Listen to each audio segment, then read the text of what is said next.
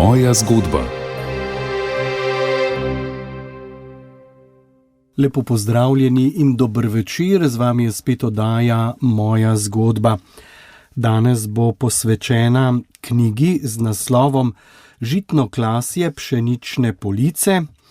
Avtor je Milan Bučar, ki je v samozaložbi izdal roman, v njem pa strnil predvojno, medvojno in povojno zgodovino kraja in okolice, to je pšenične police. Knjiga je zgodovinska, napisana kot opomin, da se časi, kot so jih doživeli naši predniki, ne bi več ponovili. Danes sta v oddaji z nami predsednik Komisije Vlade Republike Slovenije za urejanje prikritih grobišč, dr. Jože Dežman, in pa avtor gospod Milan Bučar iz Pšenične police. Obema dober večer. Dober večer. Dober večer. Ime roman je nekaj, kar bomo poskušali malo razširiti v zgodbi.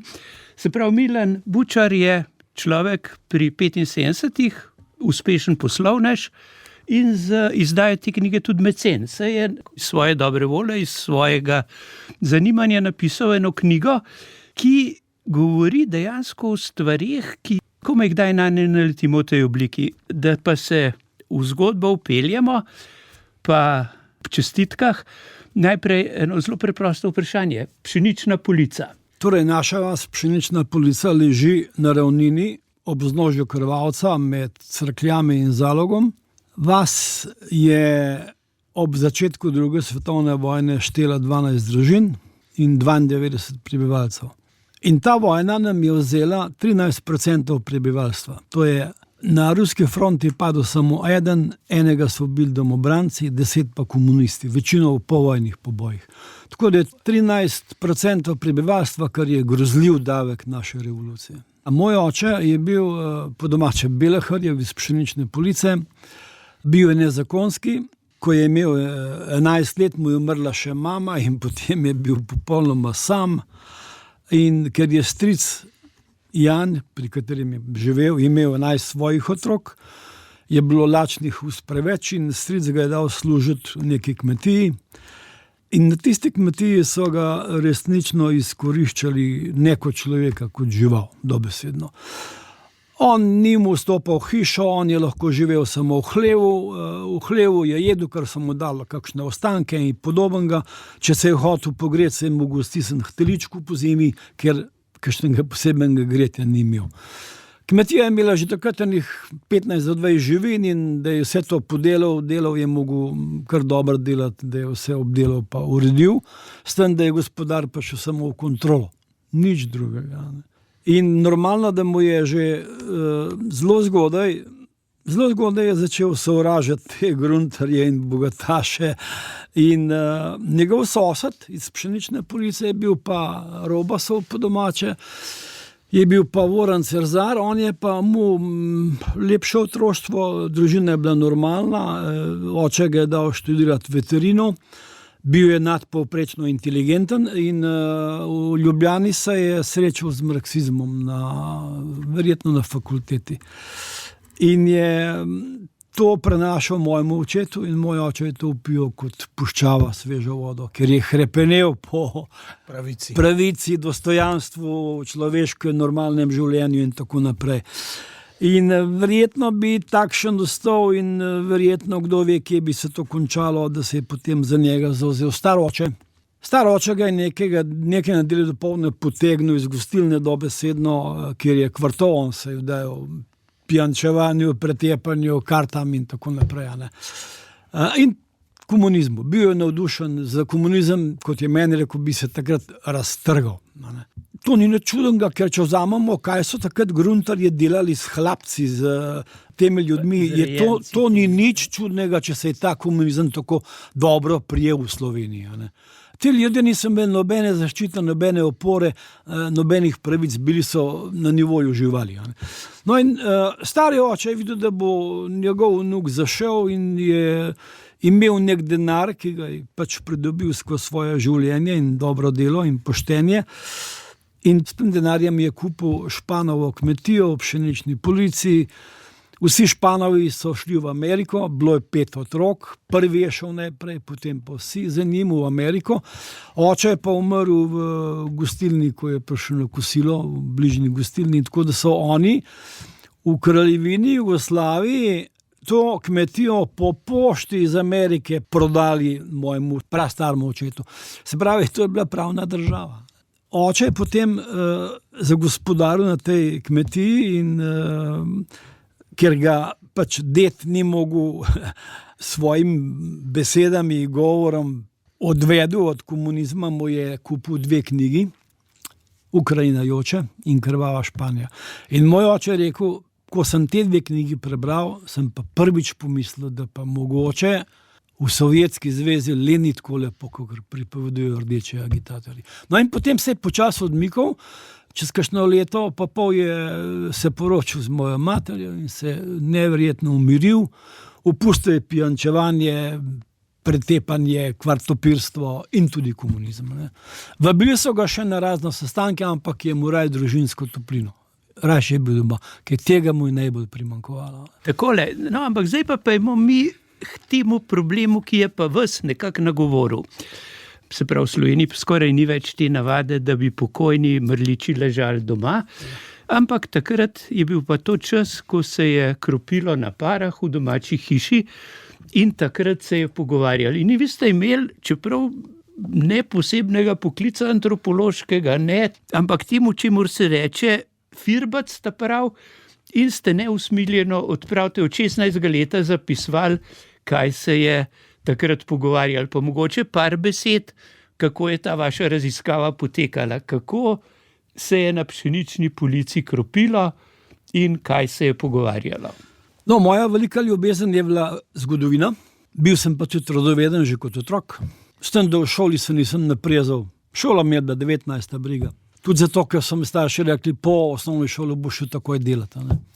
Pisal sem pa dobre spise.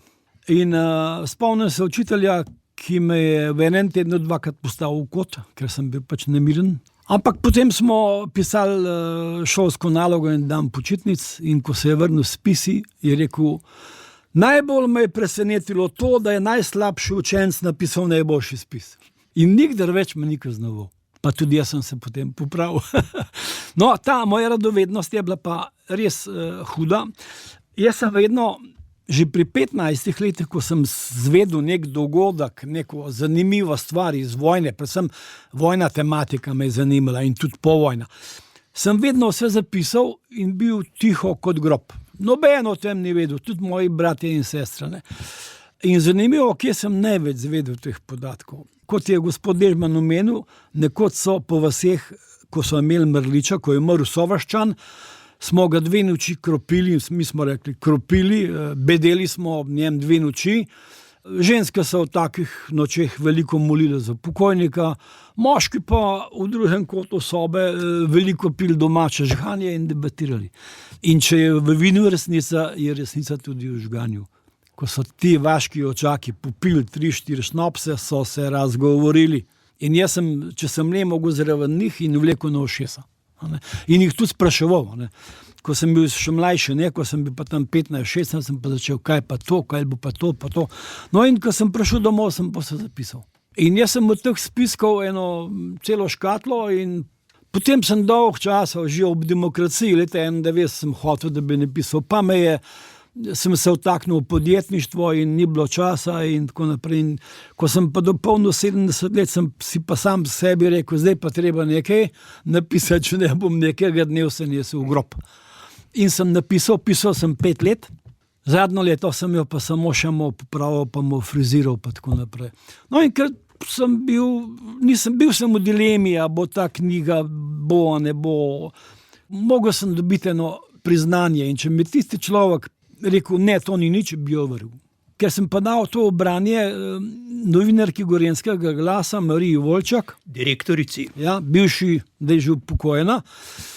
In je ona mi na mail, na elektronsko pošto odgovorila šele čez kakšen dober mesec in mi napiše, se opravičujem, nisem šla takoj v branje, ker sem imela druge stvari, ampak šele potem, ko sem šla na dopust. Veste kaj, gospod Bučar, vaša knjiga je odlična. To moramo izdati v knjigi. In ker sem to spodbudo dobil, sem rekel, da vse stroške bom plačal, jaz, moja firma plačal vse stroške. Ne zanima me dobiček te knjige. Jaz služim dobiček za svojo trgovino, hvala Bogu mi gre.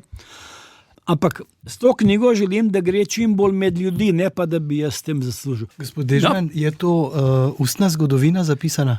Veste kaj, zdaj bomo prišli k sistemskemu problemu, kot se temu reče.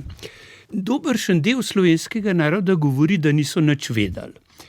Ampak očitno je obstajal en kanal, ki se mu reče govorica. In v govoricah je tudi nekaj resnice. In mi dva govoriva o knjigi, ki je najlepša zbirka govoric možna. Ampak seveda, ljudje so ob šnopsu in mrliču govorili stvari, ki so bile res, jih pa ne bi smeli biti.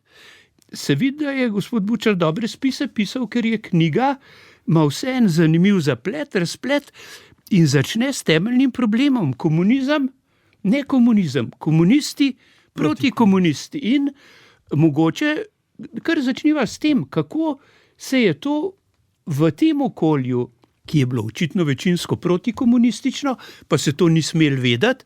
Čeprav moram reči, meni je Božidar Trefalt, ko je bil računovodja na živilih, takrat so lahko vse naredili samo postrežne v cerklah, ne, ker so bili taki domobranci tam. Ampak v tem območju je protikomunizem naravno stanje.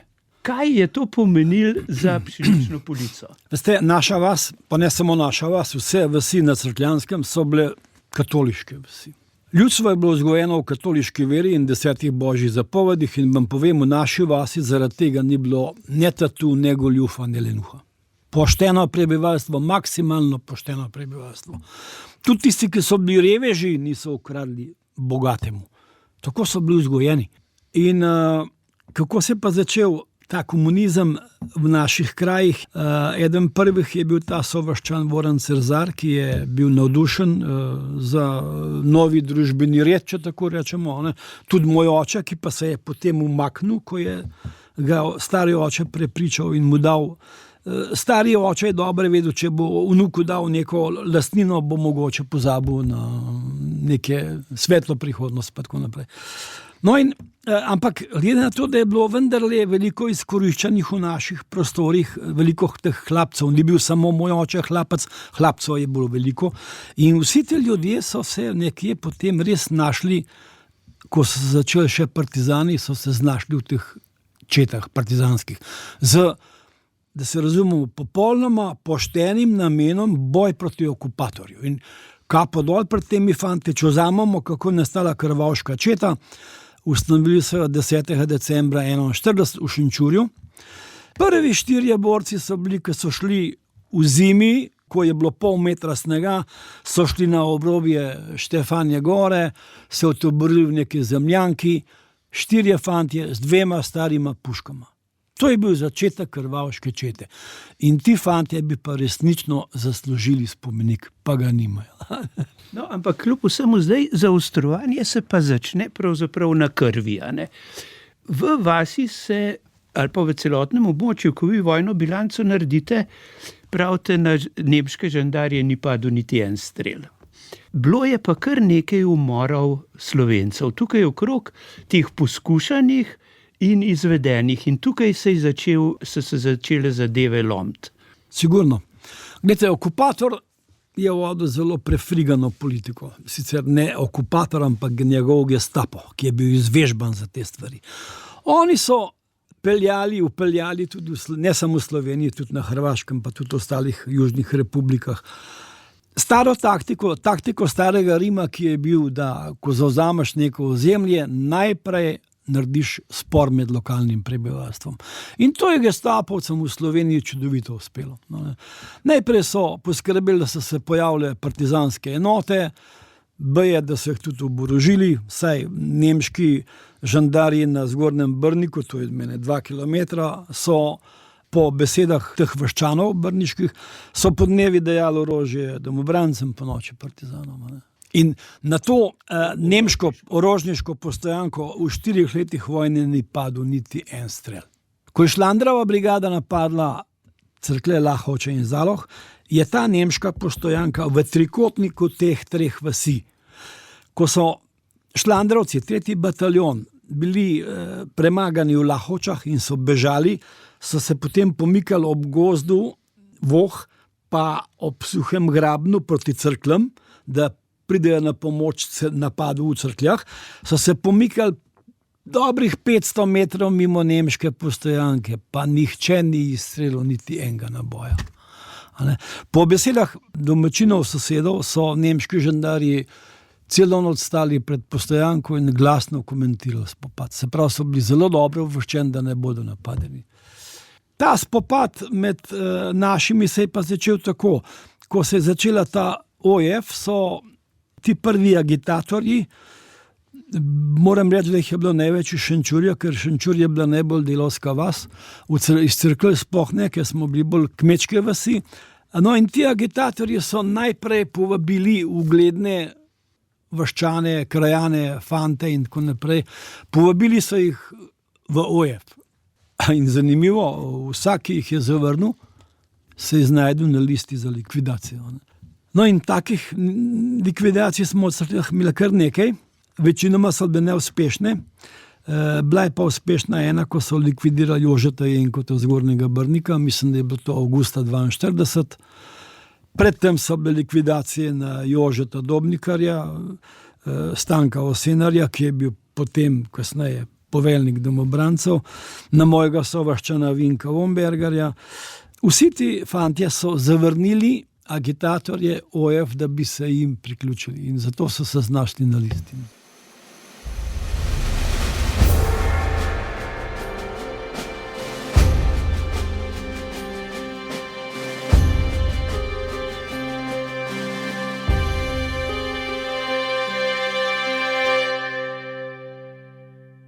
Spremljate oddajo Moja zgodba, govorimo o knjigi Žitno klasje pšenične police.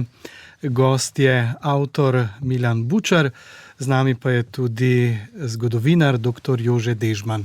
Ta knjiga pravzaprav ni naivna, ker posega v določene slovenske probleme. In eden od problemov slovenskih je Gorenjski odbor Osvobodilne fronte, ki je deloval od leta 1942 do 1944. V njem so cela vrsta uglednih meščanov, ki je na en način partizanstvo kot osvobodilno ali pa proti okupacijsko uporniško gibanje podpirala, je pa seveda razmišljala po svoje zlasti o načinu vodenja odpora, in tukaj imamo zgodbo Krvavške čete.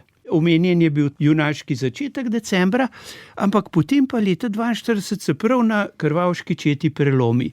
Ta meščanski del upora, če mu tako rečem, je poskušal, recimo komunistični del, radikalni del upora, prepričati, da bi k pameti prišli, da ne bi ti bogi partizani trpeli strašnih izgub in tudi sami povzročali ne vem koliko hudega, ampak da bi bolj pametno to delali, in dejansko pride zaradi tega do razpada Krvavške čete in potem seveda do krvavega obračuna z meščani. Vsi ti fantje, kot sem rekel, ki so šli v partizane, so šli, da bi se borili proti okupatorju. To je dejstvo, to je neizpodbitno dejstvo. Ampak potem se je zgodilo to, da je vso stvar v roke vzela oziroma prevzela OF, jedro je bilo pač v Ljubljani, normalno, imeli so svoje spostave, na Gorenjskem je bila isto celica OF za Gorenjsko. In ti ljudje so, saj govorim za Krvavško četo, pridobili počas na svojo stran, da so začeli ne samo upor proti okupatorju, ta naj bi bil le bolj navidezen, ampak revolucijo, komunistično revolucijo. In prvi komandant Krvavške čete je bil Stane Bečan iz Tržiča. Ta Stane Bečan je moral na nekaj sestankov z okrožnim odborom OF Gorenjske, in na teh sestankih so mu zelo jasno povedali, da je v prvem planu revolucija. In ko je to zvedel, je bil Stane Bečan prvi dezerter iz Krvavške čete. Prvi, ki je pobegnil, je bil komandant. Že to jasno pokaže, da nekaj tu ni bilo v redu. Potem so poslali verjetno iz Ljubljane novo vodstvo. Jaz sem ga v moji knjigi imenoval komandant Rajko, ki je bil zelo pozitivna oseba, pogumen, pravi, in pa komisar Cvetek, ki pa je bil pač nekoliko pokvarjen človek. Najbolj je užival v teh likvidacijah, ko so jih pa Nemci napadli, se je pa tresel kot šiba na vodi, je bil nesposoben. Moj stric Franc Čarman je bil isto kot patriot. Bolelo ga je, ker so delali okupatorji po Gorenjskem, da so zapirali ljudi, streljali talce, izseljevali. Najbolj ga je pa bolelo, da so v Cerkljah recimo izpraznili knjižnico. Knjige so zmetali z knjižnice na dvorišče, jih odpeljali v papirnico Vevče. On je pa v to knjižnico redno hodil, ker je bil knjižni mol. Tudi doma ima svojo knjižnico. In on se je prostovoljno odločil, da gre v Krvavško četo. Pelal ga je ta moj sovaščan, ki mu že stike z Krvavčani, s borci, to je bil Voran Cerzar. Bil je tudi kurir in pa lokalni sodelavec in to član gospodarske komisije. No, on ga je pelal nekje na Čenturško goro, sem imel tabor in zdaj bom povedal tako, kot je pripovedoval moj stric potem, ko je dezertiral. 3 dni se ni zgodilo nič, 3 dni so največ komisar pripovedoval o junaški Sovjetski zvezi, da se je pred Moskvo zgodil veliki preobrat, da so Nemci že premagani, verjetno bo že do poletja vsega konec in tudi mi v Sloveniji moramo začeti, ker pač hočemo biti zraven. Ampak mi imamo že sovražnike doma v domačih vrstah, mi imamo ljudi, ki sodelujo z okupatorjem, ki so izdajalci in te bomo mogli odstraniti.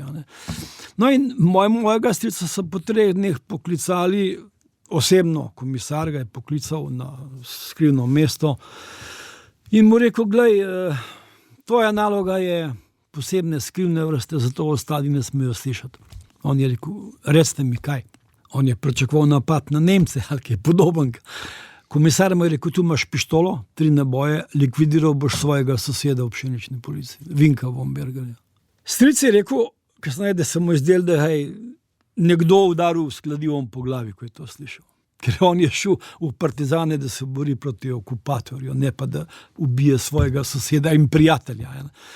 No in zato je tudi dezertiral, pač najprej je videl, da če ne bo pristal na to, ga bodo postavili pred sodišče in njega ubili. Zato je rekel, grem, počel ga bom v redu, ampak je samo zaigral in je dezertiral. Ko je prišel domov v pšenično polico, je najprej poiskal soseda Vinka Vombergarja in mu povedal, kaj se mu je zgodilo. Ta je bil pa že obveščen od Osenarja, to je bil Stanko Osenar, je bil po Cerkljah poveljnik rezervnih oficirjev. In tudi njega so povabili v OF, pa jih je zavrnil isto. In njega je pa obvestil en Jože Olipič, ki je bil pa poročnik jugoslovanske vojske, stanoval je v Vadragasu, čeprav ni bil sovaščan te vasi, ampak je samo stanoval v tem samostanu tam. No in ta je šel ravno tako v Krvavško četo in je dezertiral z istega razloga.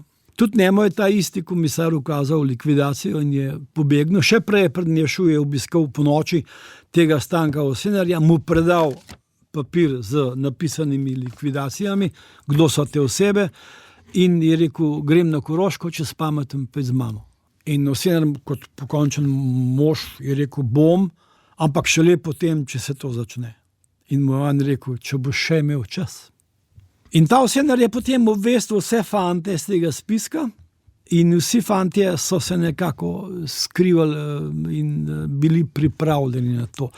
Prva likvidacija, ki bi se morala zgoditi, je bila pa na cerkljanskega župana, na Jakopinu. Nemci so ga prisilili, da je bil župan. V Kraljevini Jugoslaviji je bil občinski tajnik. In ker je ob okupaciji župan Slemc pobegnil v Ljubljano, ker je bilo pač veliko boljše kot na Gorenjskem, so ga Nemci tega Jakopino prisilili, da je bil občinski tajnik, ni bil za Nemce, bil je pošten Slovenec, pošten človek, poštenjak. Skrbel je, da so ljudje dobili karte, skrbel za begunce, pomagal je, da bi se predvsem nehalo izseljevanje, ampak nekdo ga je napisal kot prvega na listu za likvidacije. In tudi njega so likvidatorji prvi obiskali. Ampak ker ga je Osenar prej obvestil, se je skril. In ga likvidatorji niso dobili. Razbili so njegove, ker je imel pletilsko obrt, razbili so mu stroje, pobrali nekaj stvari in odšli. K njemu so prišli 3-krat in doma mu neko skrivališče in se je vedno skril. Se pravi, ta krvavška četa se potem samo ukine, se preda Mejaču v... Ja, ne še takoj, to je bo šele avgusta potem. Oni so delovali nekje 9 mesecev in to, kar je moj stric povedal, Franc Čarman, da so borci sami v pogovoru zahtevali, dajmo napadimo žandarsko postojanko na Zgornjem Brniku. Tam je 20-25 žandarjev, ki so bili stari 40 plus, pač z vojaško že manj sposobni. Napadmo jih, ampak vodstvo čete tega ni dovolilo. So podelali rekvizicije, požagali so nekaj električnih stebrov v kamnolomu, kokri so vlomili in pobrali eksploziv, zastraševali nekaj ljudi in pa začele so se te likvidacije. No, do avgusta je to nekako potekalo, avgusta se je pa začela silovita ofenziva na Gorenjskem, je bila to ena najhujših, ker celo Himmler je v glavni štab prišlo, da v deželi Oberkrajn je začetek ustaje in da to se mora takoj preprečiti. In tako je v Kranj prišla ena najboljših nemških enot in to večina ljudi sploh ne ve. To je bila najbolj izvežbana, najbolj izurjena, najbolj usposobljena nemška enota, Gebirgsjäger, gorski lovci. Oni so bili izvežbani za gorsko bojevanje in izvežbali so jih v Garmisch-Partenkirchenu, da bi se bojevali v Kaukazu. Ampak ker se je zasedba Kaukaza zavlekla, so jih pa preizkusili, kaj znajo na Gorenjskem. Ti gorski lovci so začeli pohod na Krvavec iz 3-4 strani naenkrat.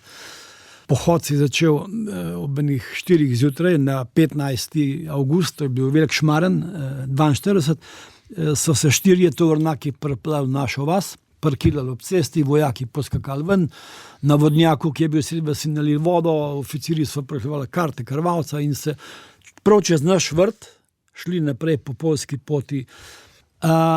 Krvavška četa, normalno, da so bili to večinoma kmečki fantje, nekaj tudi delavski, ampak da bi imeli kakšno veliko vojaško znanje, ga niso imeli. In ti gorski lovci so jih pregnali.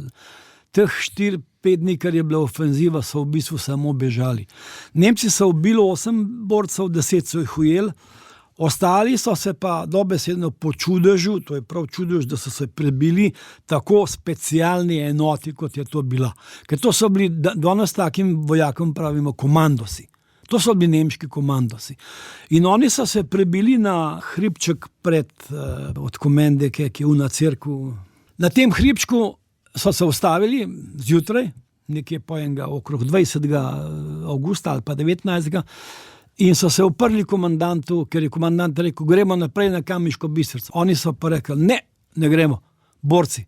Mi gremo v Komendo, Mejač iz Komende, veletrgovec Mejač nam je obljubil, da kdor prinese zapirač od puške, mu jamči svobodo, mu jamči varnost, mu jamči, da ne bo izdan in mi nimamo ne municije, zmanjkalo jim je municije, nabojev niso imeli, hrane niso imeli, bili so raztrgani po teh dneh ofenzive, bili so normalno preplašeni, bili so neprespani, nekateri so bili že brez čevljev, so jih raztrgali, razcapani, nove opreme, nove hrane, novih streljiva niso imeli in so se sklenili predati. In tako je 47 borcev prineslo zapirač od puške k veletrgovcu Mejaču v Komendo. On jim je takoj dal hrano, ker so bili izčrpani, dal jim je hrano, dal jim je zatočišče, dal je še vsakmo nekaj za seboj, da se nesli domov in jim rekel, orožje spravite, zapirač imate pri meni, za odpor je še prezgodaj, Nemec je premočen, mogoče čez let,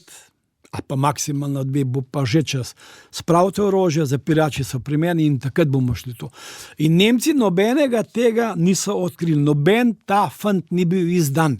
Vsi so prišli domov, za nadaljno usodo ne vem, večina jih je potem čez mesece šla v partizane, nekaj celo domobrancem, nekaj so se pa skrivali celo vojno. In moj oče je raven takrat, to sem opisal v knjigi, ki je vozil občasno pijačo za tega veletrgovca, se je ravno vrnil na Mejačevino in je te fante videl. In je rekel, bili so v obupnem stanju, kot da bi jih potegnili s križa. In je še temu Lojzetu Mejaču rekel, gospod Mejač, se ne bojite posledic, ker ste to naredil. lahko vas ubijajo. Jenkota z Brnka so ubili zaradi nekaj besed. In je Mejač rekel, rešil sem jih. Jaz sem jih rešil. V sodelovanju z okrajnim članom OJF Kamnik sta jih rešila. Samo on se je potem potuhnil s kru, Mejača so pa čez kakšno leto likvidirali, kamniški osovci.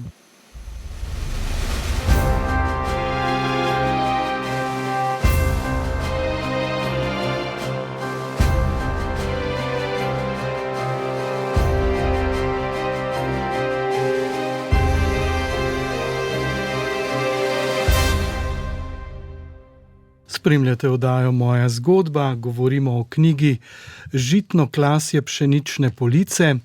Gost je avtor Milan Bučar, z nami pa je tudi zgodovinar dr. Jože Dežman. No in zdaj drug velik dogodek, ki spet seže v nekak slovenski okvir, je napad Šlandarove brigade na Domobranske Postojanke. Oni so imeli očitno eno obupno obveščevalno, ker so spregledali, da so v Zalog prišli tudi ta četniški odred.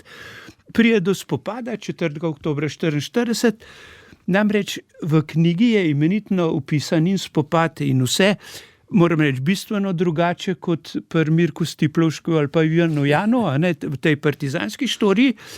Ampak fenomen, ki ga tukaj obravnavamo, ki je ključen pravzaprav za slovensko zgodovino danes, je, da v Zalogu razstrelijo 8 četnikov, in na bojišču ostane 7 padlih partizanov. Ampak teh padlih noben ne omenja, da jih ne bi bilo. In zdaj, gospod Bučar, vi imate tukaj le pričevanje tudi očetovo o partizanskih izgubah, ampak dogodek, ki je pa ključen, je pa ta, da Bitenc in Osenar, se pravi četniški in domobranski poveljnik, da sta pokopati skupaj v Lahovčah nekaj metrov narazen, tako partizane kot domobrance. In seveda pokopa partizanov nikjer ni, tako kot njihovi izgubni. In zdaj pa le vi izrazito poveste, da sta in Bitenc in Osenar po vojni obsojena na smrt in ostaneta brez groba, in tudi ta grob četniški zbrišejo. Postavijo pa kar nek sred dvorišča in partizan spomenik, ki ne veš, a je to grob ali ni grob. Sploh ni na licu mesta. Povejte zdaj, kaj se je odvijalo zdaj, ko sva začela premlevati tole zgodbo. Ja, gledajte, dan po napadu na Cerklje, to je bilo potem 5. oktobra, se je zbrala pisana druščina ljudi na lahoškem pokopališču.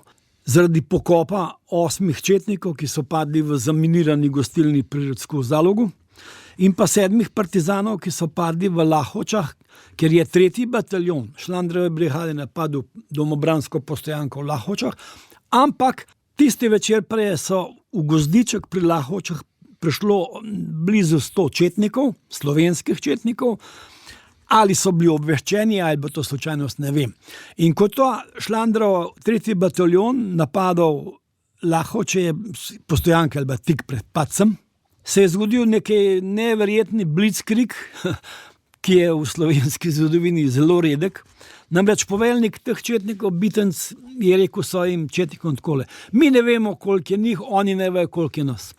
Dajmo narediti presenečenje z vsem orožjem, kar ga imamo, in z vsem rjovenjem, kar ga premoremo, udarimo z gozda proti Lahočam, proti njihovim položajem. In to so naredili. Partizani so takoj pobegnili. Bataljon šlandrcev, ki jih je bil od 200 do 250 ljudi, je pobegnil pred komaj 100 četniki. V smeri od Lahoč proti vasi Breh in Nasoče. Ko so jih pognali do Nasoč, so se obrnili in šli nazaj v Lahoč in dobili 7 mrtvih partizanov, od četnikov je bil samo eden lažje ranjen v nogo. To je bilo vse. No in dan potem so jih mogli pokopati in je bil spor med domobranci in četniki, ker je večina četnikov in domobrancev zahtevala, da bi te partizane, teh 7 partizanov, da bi pokopali izven pokopališkega zidu ali pa v bližnjem gozdu. Oni so rekli, tako kot partizani delajo z našimi ljudmi. Ampak prvi, ki je bil nasprotnik tega, ki je ostro nasprotoval, je bil komandant Cerkljanske domobranske Postojanke, Stanko Osenar, ki je rekel takole: fantje, mi vemo, da partizani pokopavajo naše ljudi, Slovence, po gozdovih, globelih in breznih, in nikdar ne bomo zvedeli, koliko so jih ubili. Ampak to je komunistična kultura. Če mi naredimo enako, smo enaki komunistom, proti katerim se borimo. Mi smo kristjani in mi bomo teh 7 partizanov pokopali tako, kot delajo kristjani v posvečeni zemlji na pokopališču. In tako je bilo. Pokopali so jih na pokopališču 8 četnikov in 7 partizanov. Razmika med robom je 2-3 metre. Naslednji dan po pogrebu je lahovški mizar, ki je tudi naredil krste za vse te mrtve, brezplačno, da se razumemo. Naslednji dan je ta mizar postavil lesen križ za vse četnike in domobrance. Ta križ je po vojni izginil. Borci so pa postavili spomenik tam na sredo dvorišča, ki je pa daleč od groba. Meni je ravno včeraj kazala vaščanka, 88-letna vaščanka iz Lahovč, kje so pokopali te partizane. Pokopali so jih na pokopališču ob zidu.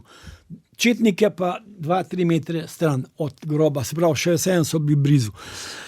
Ampak ona mi je povedala, da so po vojni te partizane izkopali in jih odpeljali. Kjerega leta, kam, ni vedela. Če je to res, ne vem. Mislim, da bi bilo to raziskati. Pokazala mi je pa mesto, kjer so bili oni pokopani.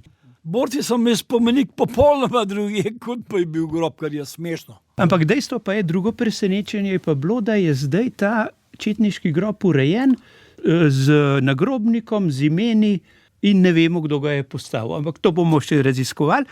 Ampak ena od vrhuncev vaše knjige je pa seveda ta umor večinoma teh mladoletnih domobrancev, ki jih izpustijo iz Šentvida in pomorijo na Brniški gmajni. In mislim, da je prav, da ta dogodek pa le, da se spet vemo, da se je vedelo, ne da se ni vedelo. Ne? Da zaključimo mogoče z opisom pravzaprav zločina brez primerjave v tej zgodovini krajevni. V naši vasi se je to zvedelo zelo hitro, ker je moj sosed Remic Martin v tem šentviškem taborišču je bil kot mladoleten star 16 let, bil je celo v civilni obleki, sploh ni bil domobranc, ampak je bežal zaradi panike in bil je poškodovan, to piše knjigi, kaj bo neka borka ga je brcala v mednožje, ker se je umešal 2-krat v vrsto za hrano. Ne? In zato ni mogel hoditi, je mu težave in ko je šlo 5 fantov, vsak dan so izpustili 5 fantov iz Šentvida, iz taborišča. To so bili mladoletniki, nihče ni imel 18 let. Spustili so jih pa na zahtevo zaveznikov, ki so to menda izsilili pri samem Titu. In 5 teh fantov je prišlo do Vodic, v Vodicah so se zmenili, mrten ti ne moreš več naprej, ker so ga malo manj nosili. Praktično je bilo to 5 kostnjakov, ker so bili tako sestradani, da so bili kost in koža.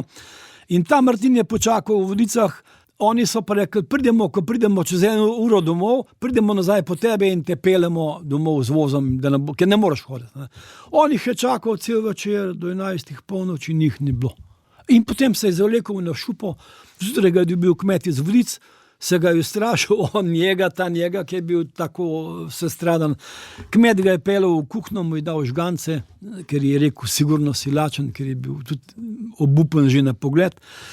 In potem, ki se mu je ta fant zasmilil in rekel, veš kaj, jaz te bom peljal domov z vozom, mogel bi v mlinu moste, pa bom še danes na mas jutri in ga je peljal na moste, je pa ravno okrog moste pa komendo, išel iz komende na pšenično polico, to je pa ravno po drugi poti, kot pa če bi šel na Brnik, kjer je bila zaseda. In se ne vede izognil zasedi.